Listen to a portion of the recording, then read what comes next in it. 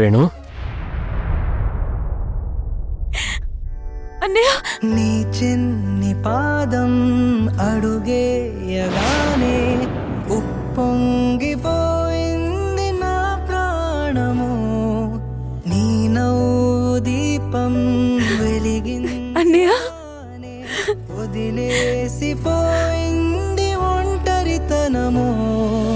తొలిసారి నిన్ను చేతుల్లో మోసి ముడివేసుకున్నాను తీపి బంధము. చెల్లెమ్మా నువ్వు పుట్టాకే అన్నలా నేను పుట్టానే.